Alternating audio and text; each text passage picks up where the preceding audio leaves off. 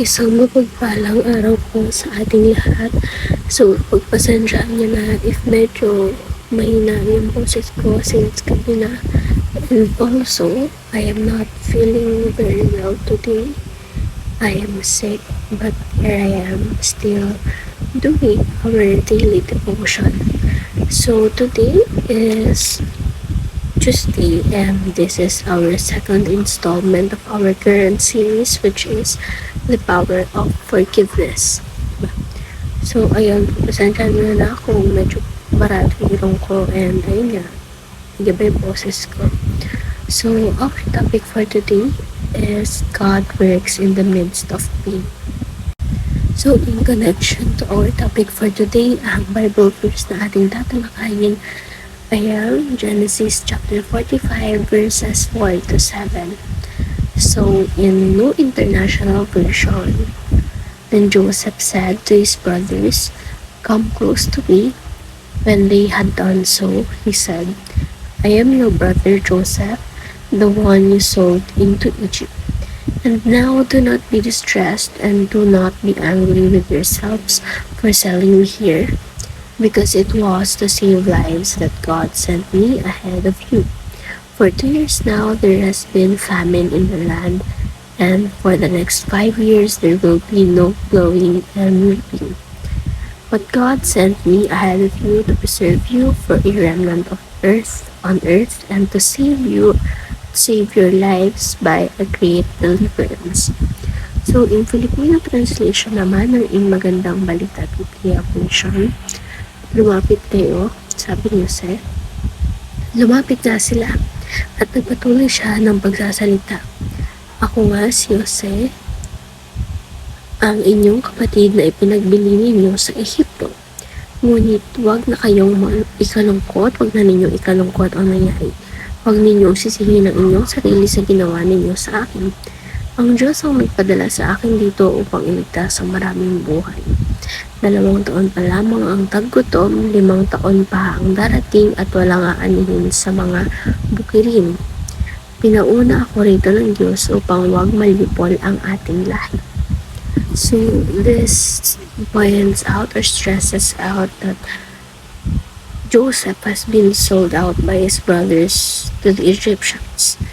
But, diba, mas pinili niya pa rin patawarin ang mga kapatid, and it was also stated in this verse, on our verse, na he understands what had happened kasi God is the one who sent him there, diba? To save the lives ng mga kababayan nila. So, there has been a reason for, even in the beginning, there has been a reason kung bakit nangyari sa kanya yan, diba? So, may mga taong naging instrumento lang para maipangyari yung pangyayari na yan. So, para mas mapalawak pa itong talakayan natin, is proceed tayo sa ating teaching. Number 1, or our teaching is all about 3 truths about pain, since ang topic natin is God works in the midst of pain. So, number 1, our loved ones can hurt us most.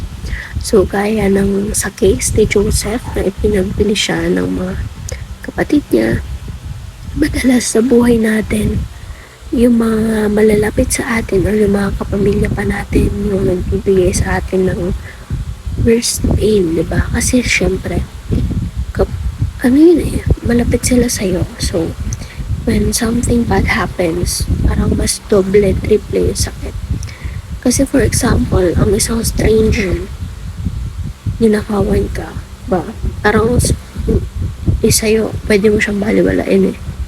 Pero kapag ang family mo ang gumawa sa'yo nun, for example, diba parang kasi syempre isipin mo, despite being a family, he still did this to me.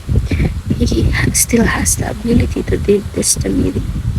So parang hindi natin maatim na yung family natin is kaya palang gumawa ng something bad towards us. And that is the reason why our loved ones also has the potential to hurt us the most. And number 2, revenge worsens our pain. So in Joseph's case, instead of having revenge sa mga kapatid niya na ipinagbenta siya, is mas pinili niyang umintindi at magpatawad. And ayun nga, tinaktak niya sa isip niya na ang Diyos mismo ang naglagay sa kanya sa posisyon na yun, ang naglagay sa kanya sa lugar na yun para makapagligtas ng mas marami pang tao, diba? So the Lord God used instruments, yung mga tao nakapaligid sa kanya, para makapagligtas siya ng ibang tao. And also at the same time, He is the instrument brought by God to save the lives of those many people around him, diba? So hindi revenge just worsens our pain, and we just have to look out for things and try to understand them, diba?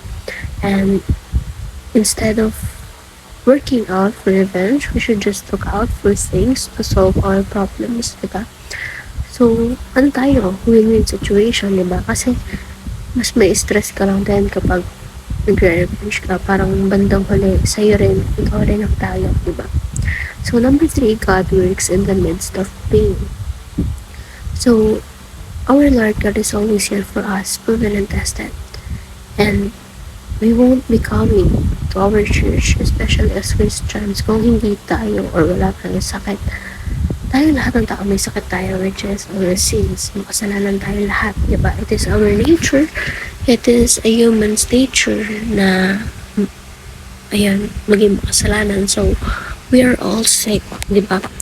God's children are all sick tayo dahil makasalanan tayo.